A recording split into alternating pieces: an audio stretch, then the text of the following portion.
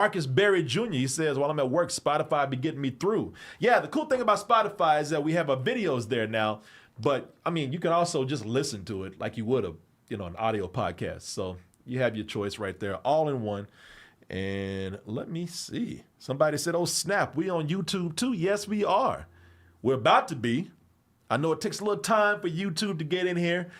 I should have had them in the beginning. Fanimator. I see what you did. Fanimator says, I'm here too. How you doing, Fanimator? Let me see.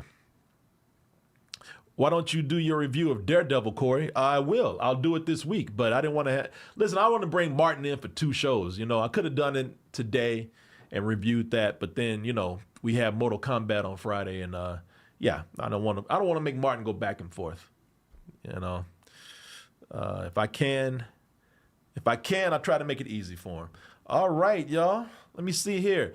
We got our first question in from Dive himself. There's a couple A's in there.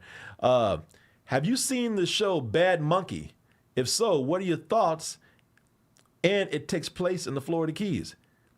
Have you been? What does it say? Have you been? And if so, would you recommend visiting? Oh, have I been to the Florida Keys? I don't think I've been to the Florida Keys, man. I've been to Fort Lauderdale. I've been to Miami. Actually met my ex-wife in Miami. 5 a.m. Crazy story for another time. But I have not been to the Florida Keys. You know what, man? If you can look past all the fucked up politics and the crazy antics of Florida, man, Florida is really not that bad. There's a reason why old people move there. I like sunny weather. I can even take humidity. So, yeah, man, Florida is nice, but I have not been to the Florida Keys. But one day, I might. And I have not seen this show, Bad Monkey. I actually watched 1 episode, and I can't say that actually counts. Bad Monkey is a show with Vince Vaughn, who I actually like. And yes, there is a monkey in the show. But let me see here. It's on, I believe it's on Apple. It's on Apple TV, which Apple has. And who would have thought years ago that the company that makes computers and iPhones would be making all these TV shows and movies that are up for Academy Awards. Pretty amazing. I mean, of course, they got billions of dollars. They can do whatever they want to. Yeah, but, the streaming came around. Everybody got in on the act. And that's the problem, man. There's so much stuff to watch. There's so much to watch just on Apple alone. I'm trying to get through 3 shows right now, and I can't do it because I got, I keep flip-flopping. I actually did watch the first episode of Bad Monkey, liked it. And then tried to get into this other show, Your Friends and Neighbors, with John Hamm, which I like that too. I'm 2 episodes in, but all these fucking shows, man. I mean, it's and then you got shows that are of quality on Amazon. Believe it or not, their movies have something to be desired. But there's shows there. Of course, there's Netflix. There are shows there's so many now. There's shows that got a whole lot of praise and people are talking about it, for weeks. Like Beef. The first season of Beef on Netflix. We talked about that, and it was the show that everyone was talking about. And now they got Beef Season 2. And I hear it's a good show, and I've watched half of it. It's been great so far. Has an amazing cast. Oscar Isaac and Carey Mulligan, just those 2 alone right there. Made me want to watch the show. But it's nobody's talking about it. I just feel like there's just too many things that are conflicting and going up against each other, and it's just hard to catch all these shows, man. So yeah, I mean, I went a little further than what your question asked, but yeah, I am definitely trying to. I'm definitely trying to watch Bad Monkey, and I'll get around to it at some point. I catch up with these shows at some point. It just takes a little time. I still need to finish Andor. I'm about 2 episodes into Andor, and I still haven't finished that. Let's see here. Let me go over. Let me see here. No. There we go. Q&A show. Let's go in here. And let me go ahead and bring up. Let me see. Let me go ahead and view. How do I do this? Top chat. Well, let me see. Funding. There we go. All right. A lot of questions already in. Thank you. That first question was $5 from Dov himself. Don't be afraid to get personal. As I said, I've been out celebrating Cinco de Mayo. I got a little bit of the celebration in me right now. So it's the best time to ask me some personal things if you've been waiting. I ain't saying I'm going to guarantee I'll answer, but, get a little something up in you. A little more vulnerable. Let's see. We got $10 from Carnage Rage. Since you've been watching season 4 of Invincible, have you thought about doing a playthrough of Invincible Versus? Man, I got so many games that I want to play. I'm gonna tell you something. Invincible Versus, we did an advertisement for it. Let me see here. I think I can show a little bit of that because we did an advertisement for it. And I'm gonna tell you something, man. I did not think about playing it. I'm not saying it's bad.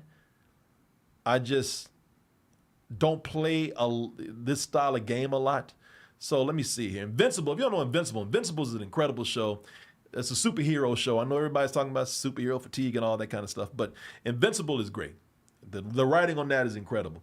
It's got its episodes that are not that good every now and then, but for the most part, it's all right. So they got this fighting game out called Invincible Versus, and that's the thing, man. I'm not into fighting games that much. When I was a teenager, I was, man, but these days I'm not. So it looks cool.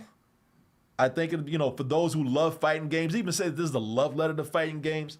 If you love fighting games, then yeah, go in and play this. But it's just not something that I'm into. Fighting games are. I might get back into them again at some point. But yeah, if this was like maybe an action game or an RPG or something, then maybe I'd be into it. But nah, I like watching fighting games more than I like playing them. I like watching people get their ass beat. I like watching something like Mortal Kombat where they'll reach into somebody's ass and pull their intestines out along with their spine and their skull. I like the fatalities. I like watching people fight.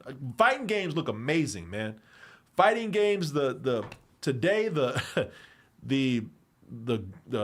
know, the graphics, the visuals, whatever, they are so wild right now and they are so amazing. I love watching people play fighting games. And here's another thing. I just suck at fighting games, man. I just feel embarrassed every time I go in there and they just beat the shit out of me. And because I don't have time to learn all the combos and spend a whole lot of time learning which characters are best for me, learning the secret moves. A lot of people who just spend a whole lot of time with that, and I don't like embarrassing myself in front of them because I just don't have time to learn all that. Let's see. Let's go ahead and move to our next question. Trev Movies, $5. Are you going to check out The Sheep Detective this weekend? It has a stupid title and premise, but actually works and was really charming. Let me tell you something, man. I saw The Sheep Detectives. I woke up on Saturday morning, hungover, after hanging out with Martin the night before. And I had to go and drive 2.5 hours to Houston to see my cousin. But I made sure to go in and watch. I did my job. I went and watched The Sheep Detectives. And I'm going to tell you, man, that is a stupid title. It is a bad title. When somebody says, go watch The Sheep Detectives, the first thing you think is, I don't want to see that shit. How'd I feel about it? You know what? I wish I could tell you right now. I wish I could. It has a great cast. Hugh Jackman's in it. Oh, one of the dudes from. Who else is in this, man? So, but it's because a lot of it's a British cast, but Hugh Jackman's in it. One of the guys from Succession is in it, and who is American but does a pretty good British accent. Forgot the guy's name, but yeah, man, I saw it and I wish I could tell you about it, but I can't. Is it as stupid as the title seems? Is this man right that is very charming? Oh, that's right, He-Man is in it. That's the dude. That's the wait a minute. Get out of here, man. I didn't know. Oh shit. Is that He-Man? Is that Prince Adam? I had no idea. Is that the same guy, really? I'm gonna go and look. I guess that is him. I did not make, as much as I've been looking forward to He-Man, I did not make that connection. Masters of the Universe. Let me see. I'm looking at this dude's. Yeah, that's him. Oh, shit. I did not make that connection at all, man. That dude looks like a completely different person in The Sheep Detective. Let me look up this dude. Oh, man. How come they don't have Masters of the Universe in here? Because that is him. Yeah. I feel totally fucking stupid right now. Did not know that was the same guy. Man, look at this dude. Let me type his name in. Let me see here. Cause I'm gonna put in Sheep Detective. Cause if you see him in Sheep Detective, he ain't got no muscles on him. Well, he is hiding his shirt. But look at him, his shoulders ain't broad. Got those nerdy ass glasses on. Yeah, look at this dude, man. I had no idea. And now let's type in Masters of the Universe. They must have. Wow. They just. Either he got off a Sheep Detective and they just stuffed him full of steroids, or he got off a He-Man and he said, fuck it. I'm not working out anymore. That was hard. Because he's small, man. Wow. Somebody says CGI muscles. Such a difference here. I wouldn't be surprised. I mean, look at him, man. He ain't swole at all. And I was watching that and I said, where do I know this dude from? Well, I just feel dumb. And I also feel really cool. This is why I do this, man. I learned so many things from y'all. Wow. Let me see here. Somebody said, yeah, you can stuff his ass in a locker. He-Man can come up and bully him and stuff him in a locker and give him a wedgie. Yeah, that's incredible, man. But that's what people do for a role. They get a trainer. And that's why they always say, when you look at Marvel movies and you see these actors with all these muscles and everything, it's like they are on a strict exercise regimen, man. And I'm sure they put him on one for He-Man. Because he was a dorky as fucking Sheep Detective. But yes, Sheep Detective. I wish I could tell you about it. We'll do the review either this Thursday or Friday, when we do the review show, which I'm sure we will. Or we will talk about it on Sunday. We'll see what happens. Let's see. Corey, who is your favorite Mortal Kombat character in Fatality? Oh, man. Johnny Cage is officially my favorite Mortal Kombat character because I just like the idea of using him for a movie. For so many years, I said Johnny Cage should be the guy that should be the main dude, your main character, your main protagonist in Mortal Kombat, which they are doing with Mortal Kombat 2. And Carl Urban, I didn't know about that, but I like the casting with him. But as far as fatalities goes, man, there's so many crazy fatalities. I don't know. Like I said, I don't play the game enough to know any fatalities. I'm trying to think right now, because after a while, it's just all of that shit just blends. It's just body parts flying everywhere. Yeah, I'm trying to think. I don't know. I'm trying not. I don't. Let me look. You know what? Maybe if I put in Mortal Kombat best fatalities. Let's see here. Like I said, if they reached up in somebody's ass and pulled out their intestines and their skull, that would be amazing. Best fatalities. Yeah, I can't. I don't have one. I'm not an expert enough to know which ones which ones are which. What are the best? Somebody said no such thing as you're right. There's no such thing as too many fatalities. Only when you're trying to figure them out. I don't know Mortal Kombat enough, but you know what I used to do, and I can't do it right now. My sick ass, I was so sadistic, man. I would sit down and just see. This is what I'm talking about. With I love watching fighting games. I would go and just watch those montages of nothing but fatalities, just nothing but like one scene of death right after another. And maybe if I go watch those again, I could tell you because I don't remember one specifically. They were all amazing. But yeah, but Johnny Cage has always been one of my favorite Mortal Kombat characters. Let's see. Let me see. Let's go back and get another question here. Oh, a lot of questions from people. That was from Doug. Doug Developer. Thank you. Suave. What is this? I'm sorry. Suarez. Oh, is that Chris Suarez? Is that who I think it is? Sup again, Corey. Have you seen the latest Met Gala clip with Gabrielle Union's interview getting interrupted by somebody calling for singer Troye Sivan? No, I have not seen that. And I guess I can't watch it. I'm really not into the Met Gala, man. It's just one of those events where it's just a bunch of rich people showing off. And everybody makes a big deal out of these outfits that they wear. And it was hosted by Jeff Bezos and his wife. And I'm just, all this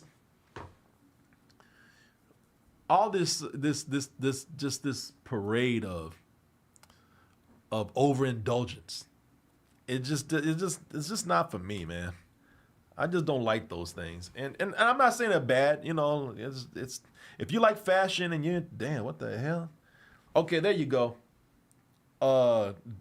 Coleman Domingo, that's my favorite Mortal Kombat character. Because he's dressed like he's from a video game.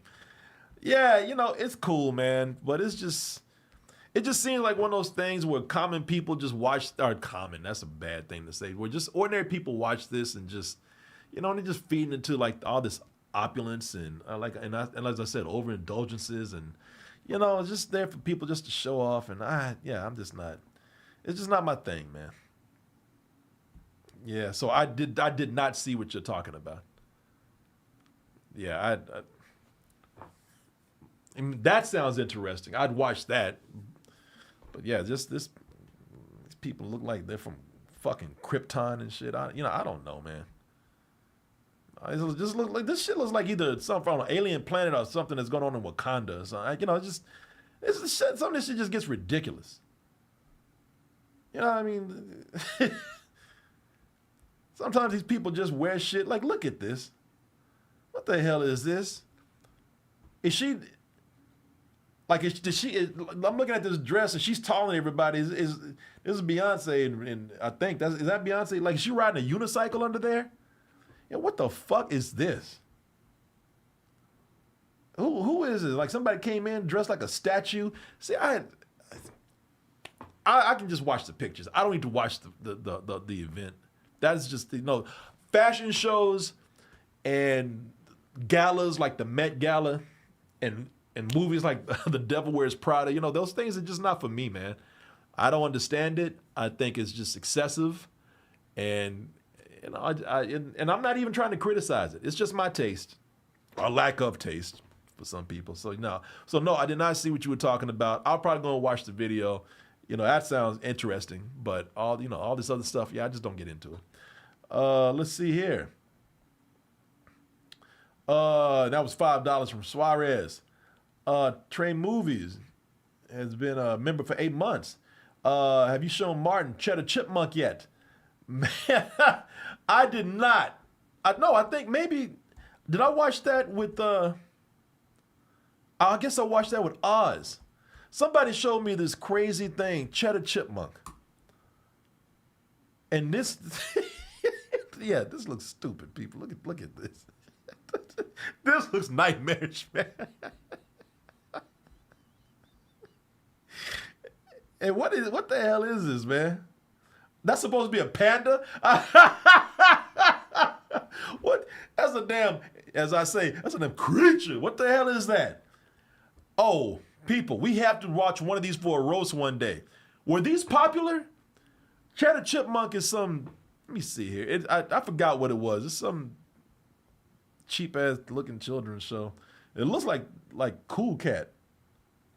Cool Cat saves the day or saves the kids. This might be funny for a roast one day, but yeah, I have not.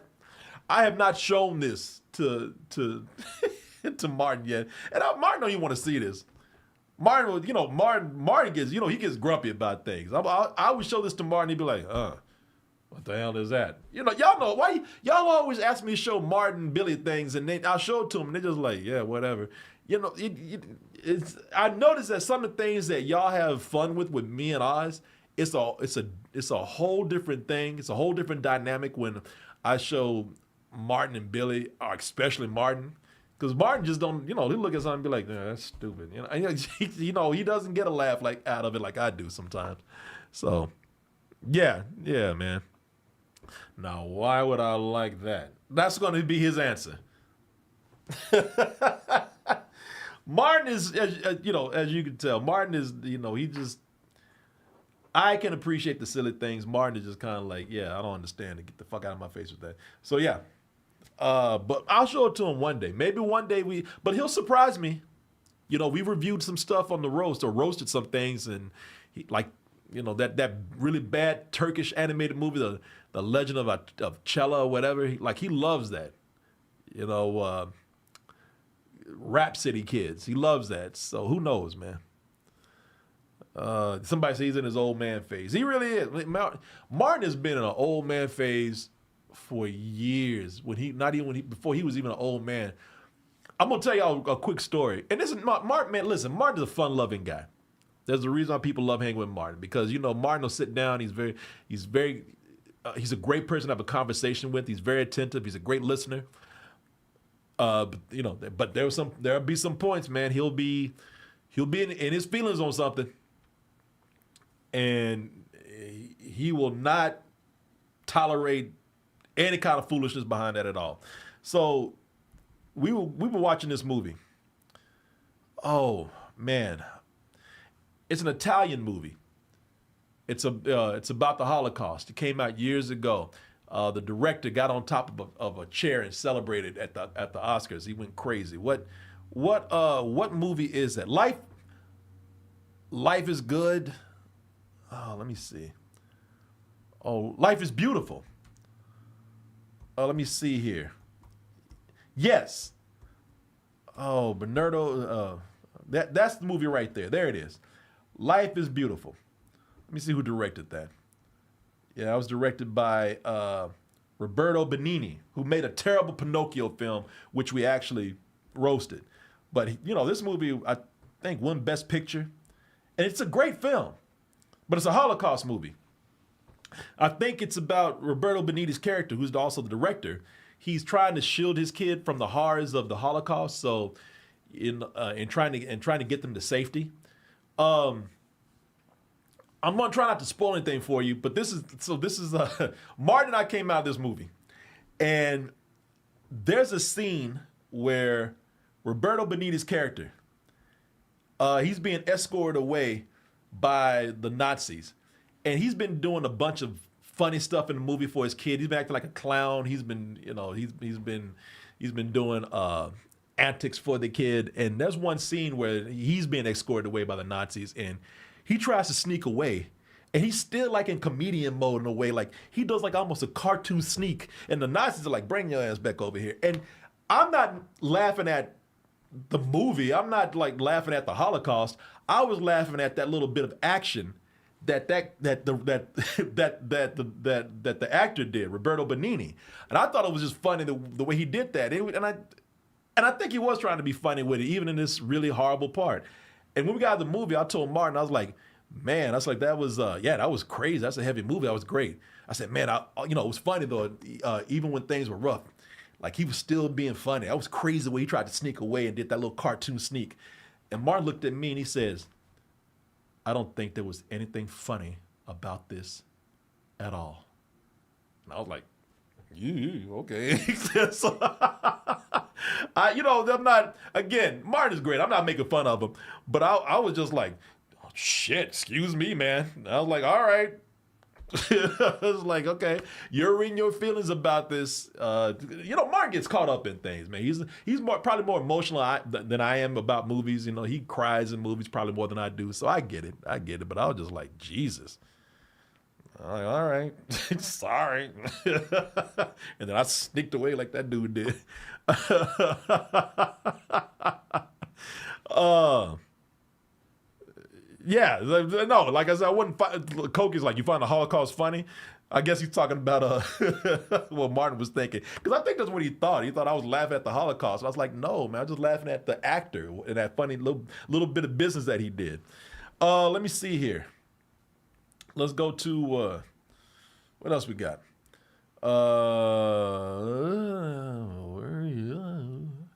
We got $10. $10 from Dan Evil Robot. Speaking of Apple TV, I have watched Widow's Bay. Surprisingly, I really liked it so far. It's been getting great reviews. See, that's another one. Widow's Bay really has me interested. If y'all haven't heard about this, this is supposed to be, I think it's supposed to be a comedy, but there's actually a lot of effective horror in this and also some drama. But I forgot what it's about. But it's Matthew Reese and Stephen Root. But Matthew Reese is the main character, and yeah, I saw some of it, and some of it looks actually creepy. But also, they say the show has been praised for being this mixture of all these different genres and tones, and all of them seeming to work together. It's been actually pretty smooth. So I've definitely been wanting to watch this. But again, trying to finish everything, man. It's also an adjustment. Like, I really wonder how younger people who grew up with all of this are growing up with it, how they feel about it. Because somebody like me who grew up with television and the way television was just pared down and not you didn't have as much of it when I was coming up as a kid. You had 3 networks, 4 networks, and they stuck to a schedule. It wasn't all this, they'd finish a season and you didn't know when it was coming back. No, you had shows that premiered in the fall. And if if those shows are coming back, that's when they were there. Maybe if they would premiere in the spring, but a lot of times fall was it. And everybody watched the same show. There was about 3 or 4 shows that everybody talked about. They talked about them the next day at work. They talked about them the next day at school.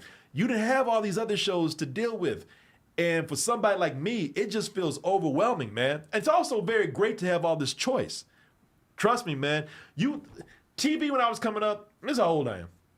When at my youngest, I think things started to change about when I was maybe 11 or 12. But man, when I was a young kid, you had these shows that came on at a certain time. If you missed them, you'd have to wait for a rerun, or you had to wait for, the next year or something, whenever to come back on. And at night, around midnight, everything shut down. They had this, I think everybody had this, man. Let me see here. Everybody had this TV test pattern at night. Yeah, here it is, man. I think it always had this Native American on there. Yeah, it always had this Native American dude. And, at night, this is what you would get. Everything was shut down, and that was it. Take your ass to bed. That's why hardly anybody stayed up that late, unless you had a job that made you stay up that late, because TV was done. We ain't watching no more TV. You ain't recording nothing. You had no VCRs. You had no digital recording formats. No, it's done. If you stayed up till midnight, then after that, go to bed. There's nothing to see anymore. Maybe you could turn on the radio and listen to late night radio, but if you're watching TV, it was finished, man. Yeah, so somebody said that's crazy. It is, man. Man, you know what it felt like? And this is why I actually like it today. I'm complaining about having too much, but man, I like having 24-hour television. This is gonna be weird. I got a weird mentality about this. I love having a television 24 hours because it makes me feel like the world is alive. Because at night, at midnight, when the TV stations would shut down and you got that test pattern with that Native American, it felt like the world just went dead. It was creepy in a way, at least for me. Maybe I'm making a bigger deal out of this, but it just felt like the world shut down. At least, in your area, especially a small town like Waco. And I just, it was just a weird feeling as a kid, man. Felt like just at night everything died and came back to life to life in the morning when the sun would rise. Sometimes, man, if you were sick and you couldn't sleep at night, you could not wait until 6 a.m. and when that TV would come back on. So yeah, I love having 24-hour TV, man, because it just makes me know that people are still out there. It felt like the apocalypse when the TV went off. I know I sound stupid, but it did. It felt like at night, the TV would go off and creatures would come out. Because you would stay inside, lock the door, to be quiet. It was wild, man. That's why. Hey, you know what? You would read a book. That's what you'd do. Somebody says, I'm 35. I was the same. It was the same for me until I came to the U.S. All right. Damn, it makes the world feel alive is the perfect answer. Yeah. When you have 24-hour television, unless you know that civilization is still out there. And also, coming from Waco when I was a kid, everything meant this 24-hour stuff, you didn't have that. At least not from, I'm sure, New York, yeah, I'm sure. But I was from a small town, from Waco, man. All the stores shut down around 8 o'clock. You didn't have any 24-hour eating places.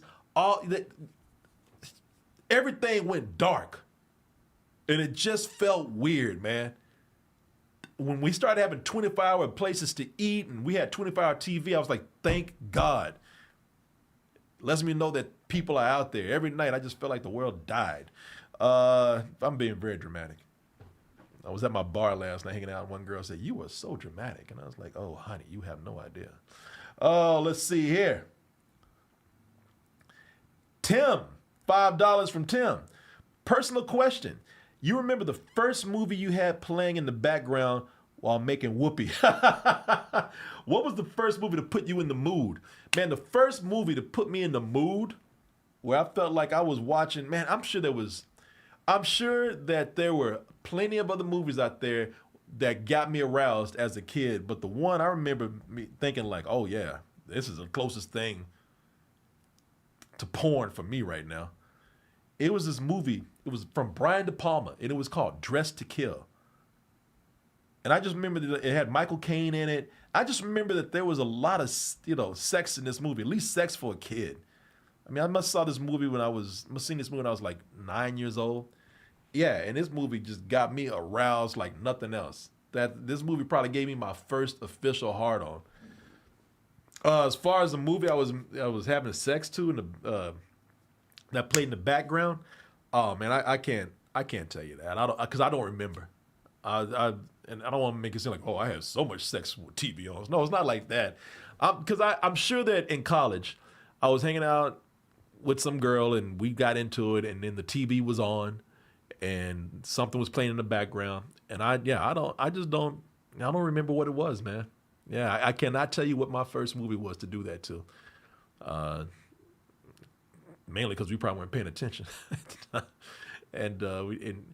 Man, so you know what? Trying to have sex with the TV on can be distracting. I mean, think about it. Like you're trying to concentrate on the act, but then you hear some scene from the movie, and maybe it's a scene you like, it's your favorite piece of dialogue going on, and all of a sudden you're trying to listen to that and concentrate on this. So I don't even recommend doing that, man. I don't even play music. Every now and then I cut on some music, but for the most part, no, I want it quiet. I only want us to make the sounds. We are the movie, goddammit. Let me see here. Let me see. Let me see. What else we got? I'd love to hear yours, though. If anybody remembers. Hey, listen, if anybody remembers the first movie that they had sex to, or the first movie that played in the background they were having sex, I'm more than... There you go. That was mine. Pee-wee's Big Adventure. That's the first movie that's the first one I remember having sex to. I think when I climaxed, me and Pee-wee had the same bit of dialogue at the same time.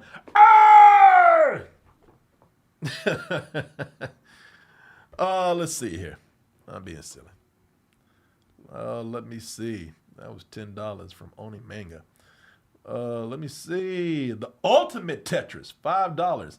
This is Kingpin Larry in the DT chats. I emailed some DT logo ideas for a shirt. Even if you never use them, did you at least check them out? I probably did. I'll go back and check them out. Man, my email has been getting hit a lot lately, and I don't know why. There's so many emails, man. Been getting a lot of business emails and for some reason in the emails that you guys send me stuff to. I don't know why.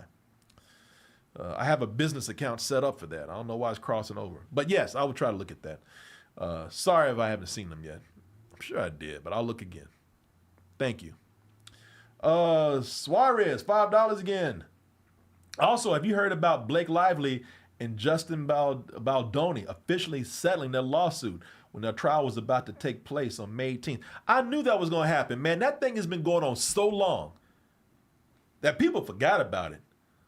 But if y'all don't know, man, it was Blake Lively and Justin Baldoni. They had a settlement for that movie.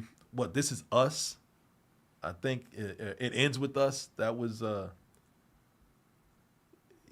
was some big dispute about him not being a good person on the set, and what was this about? Let me see. What was this settlement about? Because that's another thing. It's been so long. This thing was stretched out so long that some people even forgot what was even going on with this. I forgot. Oh, let me see here. Let me see here. Dispute. Let me see what this dispute was about. I don't even remember, man. And I kept up with it for a while, but it was going on so long, and I heard about it again. Like, they're gonna settle because they can't, because they can't figure this shit out on their own in court. Let me see here. Initial complaint.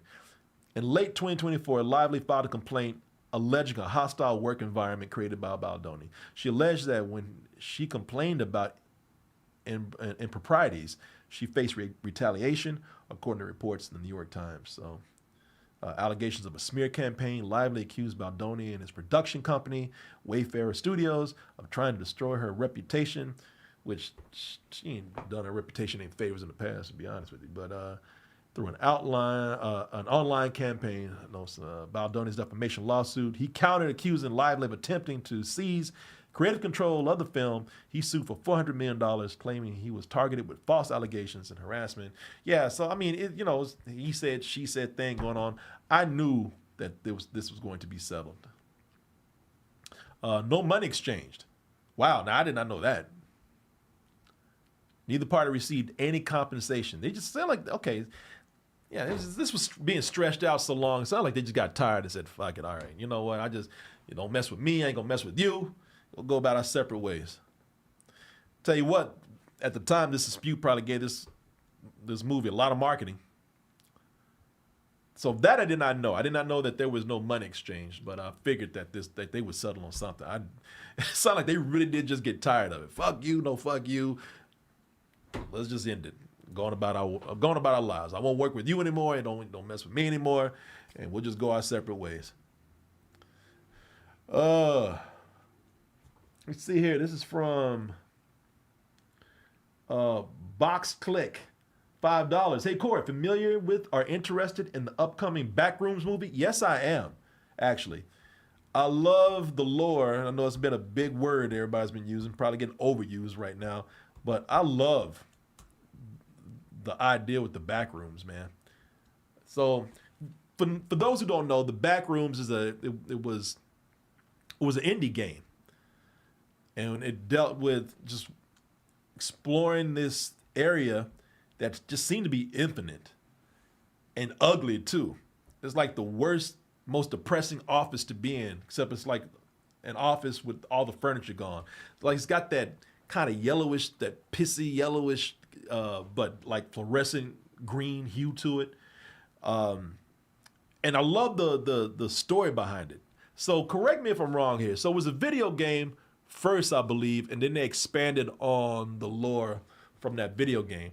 And it was the Backrooms is like when you slip through the cracks of reality, the place you land is in the Backrooms.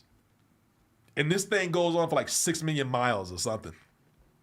But you just keep exploring, and it just seems endless and infinite. And since you're not supposed to be there, then these creatures start coming after you. And I mean, where are you going to go? So there's nowhere really to run except to just keep running and running in this, what seems like this infinite space here. And okay, so it started as a creepypasta. That's why I was asking. Okay, so it was a creepypasta at first, but yeah. So you know, if you slip through the cracks of reality and you end up here, that's your ass, man. Unless you can find some door to let you out. And I think this kid who started making YouTube shorts about the back rooms, he's the one that is actually making this movie. The movie's going to have Chiwetel Ejiofor and some other people in there, so that's actually pretty cool too, man. You're seeing all these YouTubers who are crossing over into making movies now. And I think that's going to be great. And a lot of people looking forward to this. But man, that just seems I love that because that just fucks with my mind. That's that. So I'm not I love horror, but you know, I like horror for sometimes the cheesiness of creatures or the slasher. You know, I like gore effects sometimes. Not when it's over excessive, like the Mummy movie that I just saw. But, you know, I really like psychological horror, man. That just messes with my head. That is so nightmarish to me, just being trapped in a space where you're just stuck and just wandering around in these areas that just keep looking the same over and over again. And then you're alone and you're being chased by some weird creature.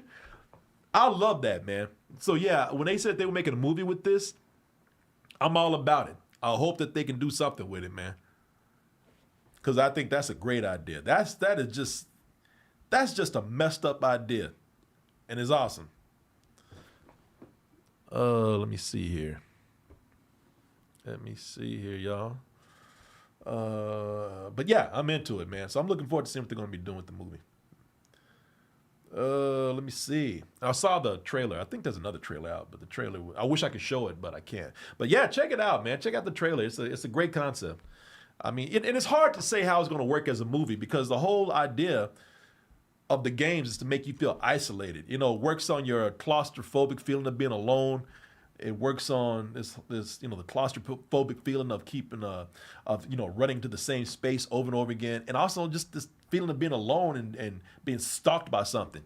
You know, when you got a movie, that takes on a different feeling. You know, now you're following some characters. You're trying to make sense out of something that it worked because it didn't make sense. There was a mystery behind it. So that's the only thing that I'm worried about with the movie. You know, how can you take something where the whole feeling of isolation is and dread is the key with that, and then you're making a movie where, you know, you're dealing with the real world, trying to go in this place, trying to explain everything. Yeah, and that's we'll see. We'll see how it goes, how it does, man. You know, of course, it's all in the writing. You can write a great script for it, then nothing else matters. Let's see here. $50 from what is Robitic Duck, not robotic duck, Robitic Duck. Dear DT, thank you, man. $50, that's awesome, man. Thank you. Dear DT, I did stunts for an indie Canadian black comedy filmed locally in the Edmonton, Edmonton, Alberta region. The movie's called Bagman Rising. Is there a way we could get Double Toasted to review it? Trailers on YouTube. Hey, look, man. And there's been a lot of people who've asked me to review stuff, and they've done some amazing things. And we've gotten so busy, I didn't have time to do it. But I really want to, man, because, you know, we have our schedule so tight with movies and TV shows as it is. But I want to support people, man, who are doing these really cool things for whatever it's worth. Damn, that actually looks kind of cool. Bagman, he looks like a serial killer or a slasher. He looks like something from a slasher movie. Is Bagman is Bagman an action hero? A dude with a paper sack on his head? I love it, man. Bagman Rising. Hey, listen, yeah, send this my way. Yes, 100%. I want to check this out. That looks crazy. Dude running around with a damn brown paper sack on his head. Some shit you put bologna sandwiches in for lunch. Yeah, give me that, man. Yeah, I definitely want to check that out. Somebody said paper or plastic. Obviously paper. Otherwise, you put plastic on his head, he'd be dead. Let's see here. Oh, let's see what we got. This is from Malik James, $10. Have you seen the Saudi Arab movies? I think you meant to say Saudi Arabia. Instead, you put Saudi Arab. I mean, maybe that's right. That just sounds crazy to me. It sounds like you were trying to say Saudi Arabia. But hey, we'll say it like you said, Saudi Arab. With Anthony Mackie. I heard it was one of the biggest flops. Yes. I was thinking about trying to talk about that, except it flopped because nobody saw it. And I forgot what the movie is. It has Sharlto Copley in it, who was in District 9. Let me see here. Yeah, the movie cost, I think, like a little bit over $100 million, man. And the weekend it got released, I think it made like $2.50. No, it made like $200,000 on its first weekend. It is considered to be the biggest flop of all time. Let me see here. Anthony Mackie flop. Let's see here. And that's too bad because Anthony Mackie is a great actor. He looks like he was good in the movie. Desert Warrior. That's it. And they were trying to make something like their version of Lawrence of Arabia. It was supposed to be that kind of scope and epicness. And I wish I could show you the trailer, because the trailer, man, if you watch the trailer, they had it. Look at this. They had it all. It did have scope. And I heard the movie's not even all that great, but it looked amazing. And that thing brought in, I mean, it might as well have brought in $2, man, because what's the difference at that point? $100 million. Now, I don't know if they can write that off, because I think this was a Saudi-backed project, and he was the hero in it. And so I'm rooting for him, man. But yeah, nah, man. Like I don't know. It depends on how bad the movie is, but I think that sucks for them, man. At least for the actors involved, and for all the people who worked on the production. I mean, all the costumes and all the stunt coordination and the art direction. I mean, it's the cinematography. I mean, everything is like kind of top tier here, except for the movie itself, which I don't know what happened, man. But yeah, it sucks. Oh man. Next time use AI. No, I'm kidding. Although I read something now where there was this guy, and I'm not gonna go off of my AI. What would you call it? My AI speech about how AI is great as a tool and whatnot, whether you like it or not, you have to use it. But man, really, for some people who love making movies and they couldn't make what they wanted to before because it was expensive or they couldn't find the audience, somebody just sent me this story about this dude in China. I think it's China. And he made a film. They still haven't seen this movie, he said. Or he still haven't found any kind of distribution or audience for it. But to make money, he was making those vertical movies. And he was cool with doing that. I mean, he started making money. He was able to open a production company. I think he had 100 employees. And now he's really telling the stories he wants to tell, because he's using actors, he's using sets, but now he's able to go in and do the effects that he's always wanted to do, or put things in certain settings, or put together certain scenes. And I think that that's cool. Like I said, the guy is he's writing the scripts, he's writing the stories, he's hiring real people. It sucked because, he did have to lay off some of his staff, so there's that. But I mean, just this I'm going to see a time. We're going to see a time where people who could not make movies, man, and want to they had this vision for something that was just impossible, they're going to be able to do it. I'm not talking about putting in some words and letting the computer do it. No.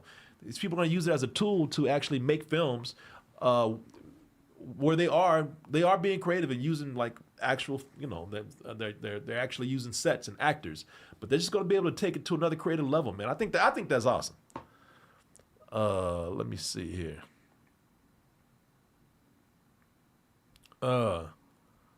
So Reddit, Corey praises AI again. Promises to use it going forward on live shows. How do you know I'm not right now? Nah, this is real Corey right here. Real dumb. Let me see here. Let me see. A lot of people. I might have to stop the stream on YouTube because I'm getting a lot of people with a lot of questions. But let's see how far we can get. This is from Ryan Hartwell. What are your thoughts on the Amazing Digital Circus? Last 2 episodes getting a theatrical release. I don't know anything about the Amazing Digital Circus. Let me see here. Amazing. There it is. Amazing Digital Circus. Oh, wow. Yeah, I have not watched this, man. And I don't even know what this is. That's cool, though. So this looks like an animated thing. I don't know what I know nothing about this, man. Maybe I have seen some of this and just didn't know. But hey, listen, I'll check it out. It looks like it's an independent animated project, and really, they're going to get a theatrical release. That's cool. Guess I'm behind on this, but yeah, I'll check it out. Yes, that's the thing. It looks like a video game, right? That's what I was thinking. But I don't know what this is, but I'll try to check it out. It's indie animation. Yeah, okay. Some people said I had a hard time getting into it, but it's insanely popular. People are saying it must be. Asking me about it here. Yeah, I'll see what happens with this. I'll check it out. As somebody who loves animation, I love to see what new and popular things are being done with it. Let me see here. This is from Jurassic Joey. Corey, I'm shocked you haven't talked about the OG He-Man creator passing away. We lost another legend. I know. I mean, there was so many other things happening, man. But yes, this happened a few days ago. Roger Sweet. Yeah, he died, April 28th. Yeah, a few days ago.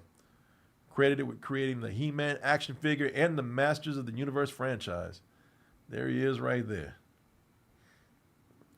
Why is he dressed like a damn 4th of July flag right here? Anyway, yeah, I don't know, man. I don't want to, for one, I don't want people thinking that I was stopping everything because I talk about He-Man a lot. I don't know how many people be into like the story or whatnot. I guess I could have said it in passing, but yeah, I don't know, man. I've been traveling and getting back and trying to put shows together on the run. You know what? Let me just put it this way. Yes, that was very disrespectful for me not to say anything. Roger Sweet, the man's a legend. We would not have He-Man without him. He brought me a lot of joy as a child with the He-Man figures, and which led to the He-Man cartoon. And yes, I dropped the ball by not giving this man his respect. Let me go ahead and kiss his ass right now. Rest in peace to this legend right here. He died at 91.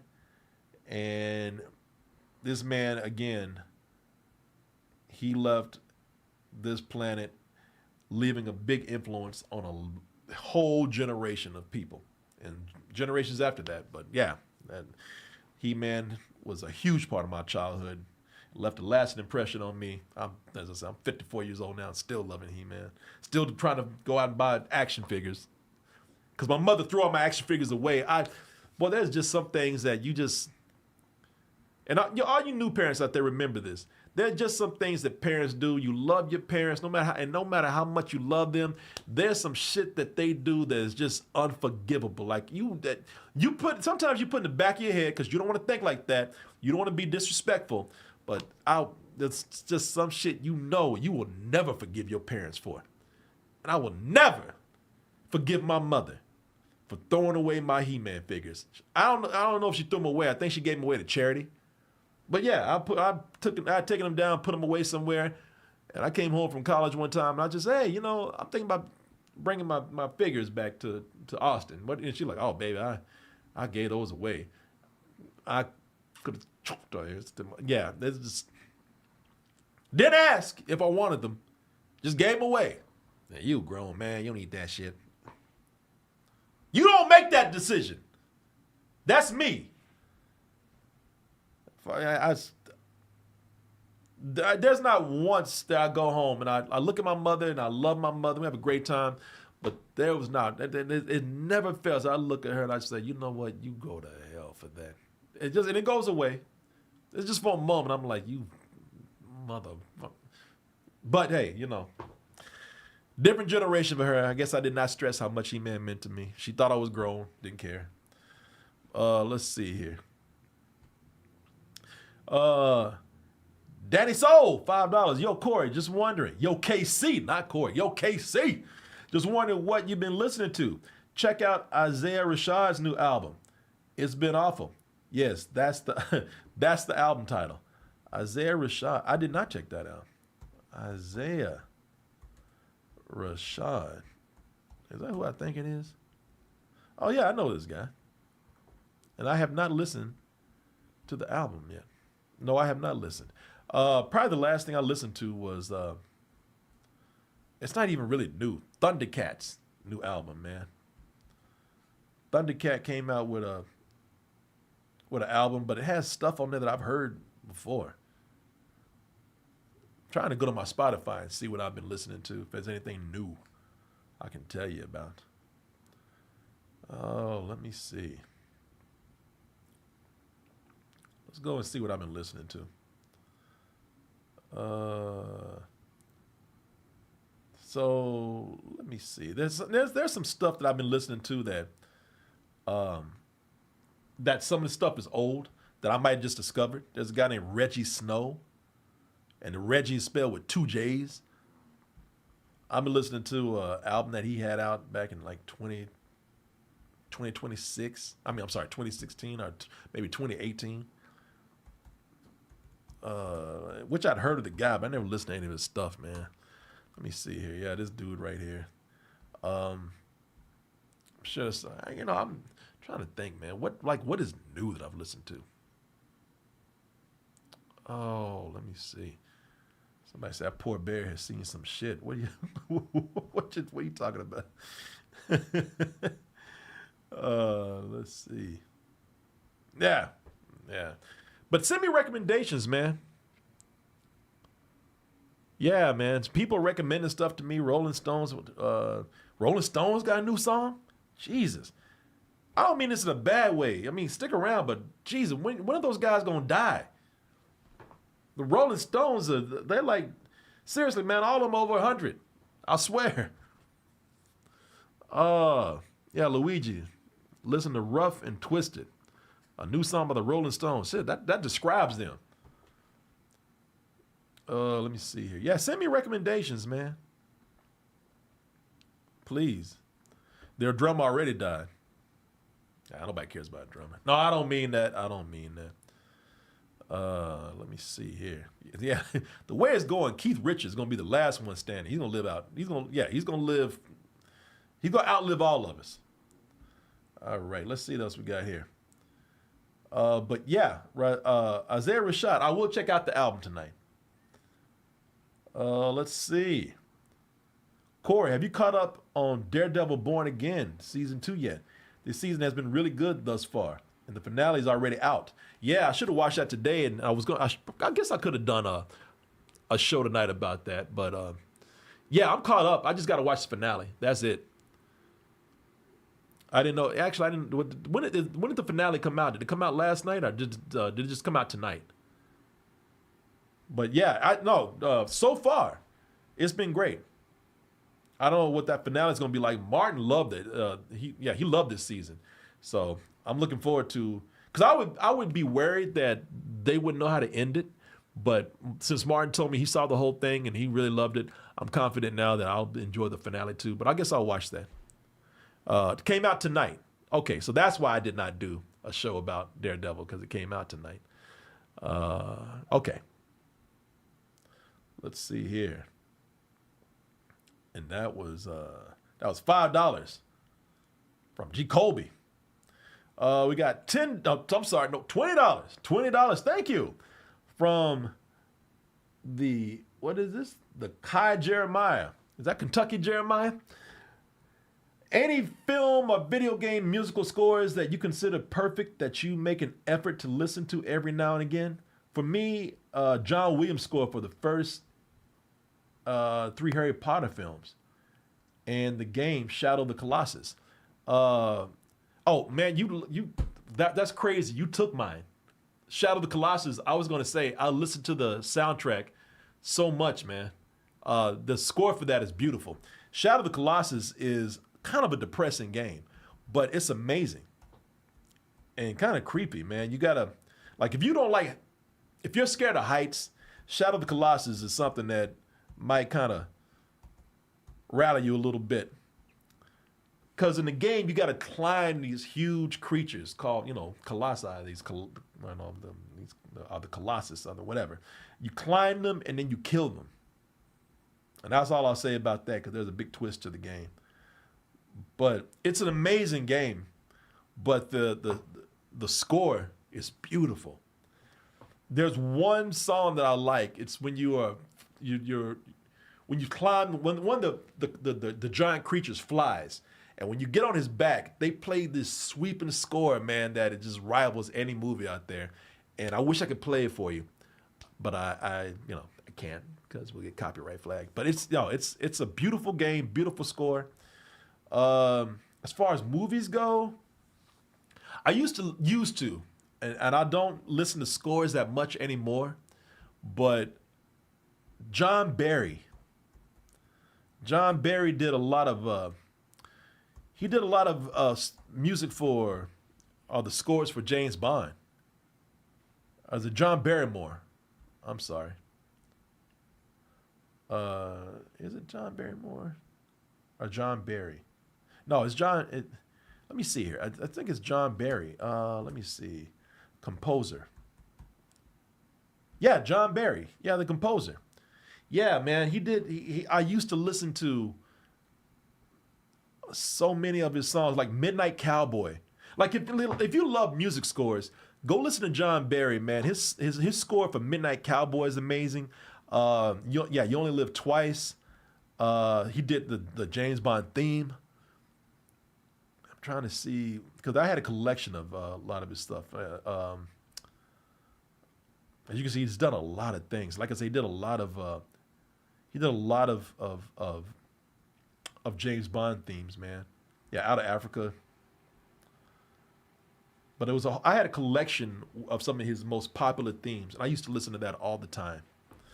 I highly recommend you go check it out if you love it. If you love musical scores, that is. This is from Satyas. $10. Make it holler. Evening, good sir. Yeah, evening to you, sir. I watch a lot of reaction videos to shows and movies, and I've noticed something. Out of The Boys, Invincible, and Daredevil Season 2, Daredevil had the lowest views.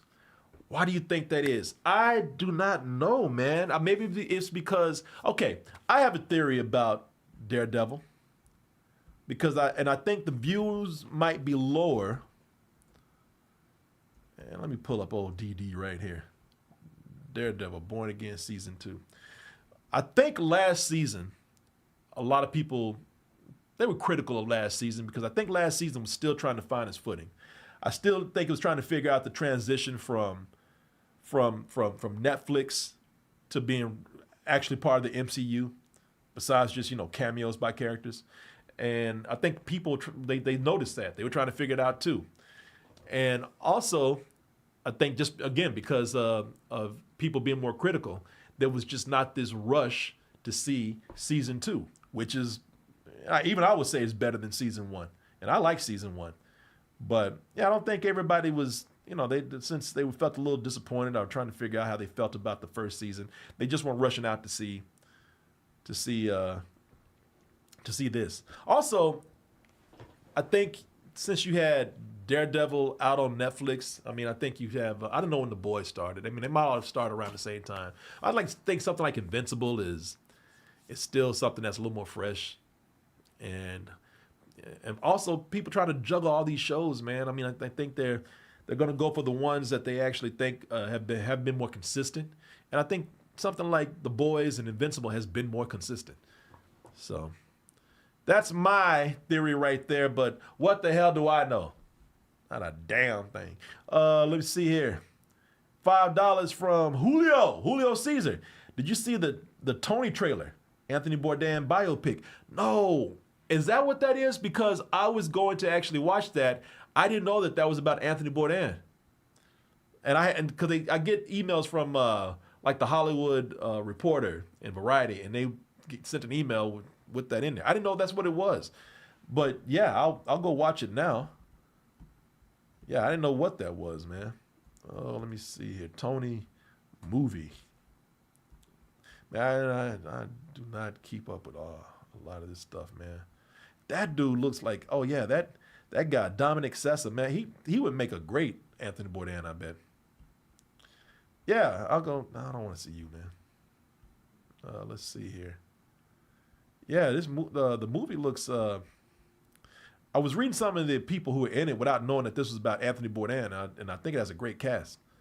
But yeah, I'll go and check it out.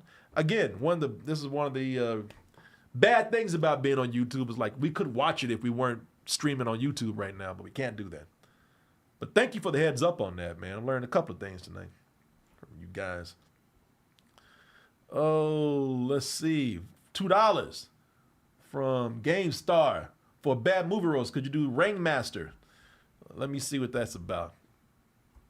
I think I know what that is. Ringmaster movie. Hey, listen, again. Oh, no. No. That's right. I did see this movie. That's the one with your man, Jerry Springer. Yeah. Yeah. I'm going to say probably no. But hey, it depends on what the people want. Yeah, I remember this movie, man. It's a terrible movie. It had Michael J. White in it. Yeah, but is that Michael Jackson? Oh, okay, no, it's just a dude. Yeah, the movie's terrible, man. Movie's awful. And I think it's so bad that I don't even think people are interested in it because it was just kind of there bad, not memorable bad. Just kind of, all right, take your ass somewhere else, kind of bad. But hey, you know. Let me see. Some people like there are people like, nah, I don't think so. Chat, what do you think? It's always up to the toasties, but what do y'all think? Is that something I would want to see? Let me, to be honest with you, somebody said Mark Murder said do it. Nah, I don't know, man. Who knows? Who knows? We'll see. I always say we won't do something and then we end up doing it, but a lot of people are like, nah, that's all right. Jerry. Let me see here. But who knows? Let me see here. Thoughts on the Odyssey trailer. Also, did you see that The Bear dropped a prequel episode on Hulu called Gary Following Mikey, John Bernthal and Richie? Man, I did not see that, and I like The Bear. The Bear, if y'all haven't watched The Bear, I know they had a season that they said was not very good, but I watched the last season. I thought was pretty good. Yeah, The Bear is one of the most intense shows I've ever seen, man. Trying to run a restaurant and the way people just, no, it's not, no, there's no bears in it. The Bear's the restaurant. Yeah, if you haven't seen it, that's cool. I know, man, y'all are educating me tonight. I did not know that they had a prequel episode. And I did not see the Odyssey trailer yet. I know it came out today, and I was doing some other stuff. I was actually preparing for the roast for tomorrow, so I did not see that. But I did see a 2-minute long trailer or whatever teaser when it was out in the theater, man, and that looked amazing. That's Christopher Nolan's latest movie. Let's see here. $2 from Pure, what is this? Pure Solaris Anime. Retro review of Herman and She-Ra, Secret of the Sword. Well, I'm sorry, Herman. He-Man and She-Ra, Secret of the Sword. Man, I was at a bar the other night, and they had that movie on. And it looked terrible. It's just, I'm going to let you know, man. He-Man and She-Ra, Secret of the Sword. That's I guess a feature-length He-Man movie, animated movie. It looked fucking awful. I mean, the only reason why I would ride with that is because it's He-Man. Now that would be my pure nostalgia. But I'm letting you know that shit looked bad. I've seen it. Saw it earlier, of course, when I was younger, and even then I was like, look, it can be such a thing as too much He-Man. No, He-Man, this is where they got ambitious. They're like, nah, don't do that. He-Man, back in the day, at that time, it was cool when it was just like this cheesy TV show to sell toys. As much as they thought kids were stupid and impressionable, we all knew we were being pimped out to buy these toys. We knew that, and we were happy with the TV show. This now you didn't have to go this far with it. Nobody's trying to do this shit right here. It was awful, and the sound wasn't even on. I was like, oh, I remember this. It was terrible. Man, listen, I can put my biases aside. I'm letting you know right now. Yeah, that thing was trash, man. Let's see. Yeah, because that's right. Because it was Transformers. When you had Transformers, the movie, and even that flopped. It's a cult hit now, and I think it's actually pretty cool. Transformers, the motion picture or the movie, whatever. It's kind of hardcore, man. The way they kill some of the Transformers. Let me see here. Like there's a part where they just drop some Transformers in some molten steel. You can just see them melting and like they're screaming in agony. It's like Jesus, and they were able to get away with that because they were robots. But let me see here. Transformers the movie. Yeah, that came out and that was a flop. But today it's a cult hit. And it's, like I said, it's actually kind of cool. It's the first time you saw the Transformers go that hardcore. They were murdering each other. When they killed Optimus Prime, you're like, holy fuck. That shook a lot of kids' worlds. But He-Man, nobody was asking. But He-Man could not, the company at the time, Filmation, they could not go as hardcore as Transformers did. They were robots. You could kill them. The animation was shitty, okay? It was very limited. It was great for TV. You couldn't make a movie out of it. He-Man couldn't go around, killing Skeletor or Skeletor killing him. You couldn't have blood. You couldn't have a lot of violence besides just, the goofy He-Man violence you saw on the show. So, no, it did not work. Nobody cared about that. Fuck out of here with that. No, you stay in your lane, He-Man. Let me see here. Let me see. This is from the Drew Yari Experience. Corey, which horror franchise do you think could benefit from going the final distance route and doing more anthology-like stories? Wait, so I don't know what that means, man. Horror franchises that you think could benefit from going the final... the Final Destination route. Huh. Oh, because you're right. Like Final Destination is kind of like, they follow some characters, but then they pick up some new characters. So the movies are kind of anthologies in a way. I mean, they do kind of have a narrative thread, but that's going between them. I said, what did I call that? I'm sorry, I didn't know what you meant at first. That's a great question, man. I'm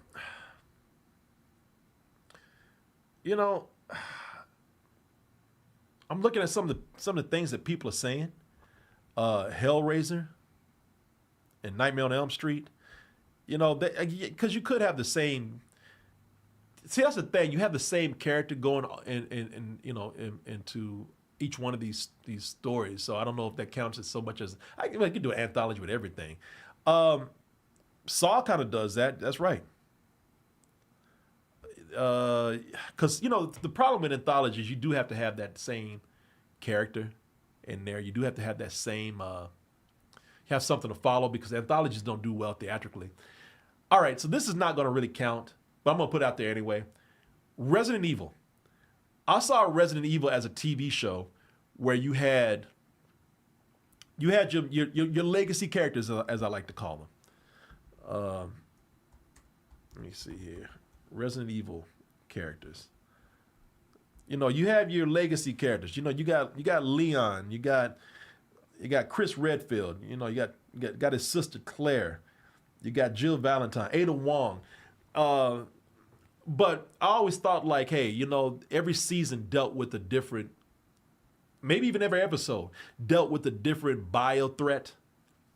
Like since now that they're living in a world where bioterrorism and all these creatures have become a thing, like every episode they go to a different case and they try to solve a different area where Umbrella has affected someplace or there's bioterrorism going on and it's a different creature of the week and whatnot. I thought that was kind of cool as an anthology, but that would be a show. And I don't know if that would be and I guess you could do it with movies, man. That's what I would do. I would just I wouldn't keep following the games. I would have the characters and I would have every movie they deal with a different bio threat, some sort of bioterrorism. And maybe it can connect to the last movie, but everything, it'll still be different. So, yeah, I don't know. That'll be mine. Kind of like the X-Files. Yeah, except it would be, an action creature feature type thing. Leaning more on the horror aspect and sometimes more on the action aspect. But yeah, X-Files, exactly. Somebody said X-Files. That's exactly what I'm thinking of. Every episode or every season is a different case of bioterrorism. Let's go every episode, though. But they can do that for the movies, too, let's see. All right, guys, I've been over here for more than an hour. I've been an hour and a half. I'm gonna stop YouTube right now. I'm gonna try to get to all these questions, and if I don't, I'll try to see if I can just pick them up from where they left off if I have to leave, and I'll answer these questions at some other point. I promise you. But I do have to stop YouTube now because there are so many questions to answer. Let me go ahead and stop right now. YouTube, thank you so much. This has been great. I really appreciate the support. Got to get out of here. And I'll still be streaming on Twitch. I'll still be streaming on Kick. So come on over there if you want to keep watching. And we're going to try to get to these questions. And I will see you guys tomorrow for the roast. All right, YouTube. Talk to you later. Unless I see you on Twitch.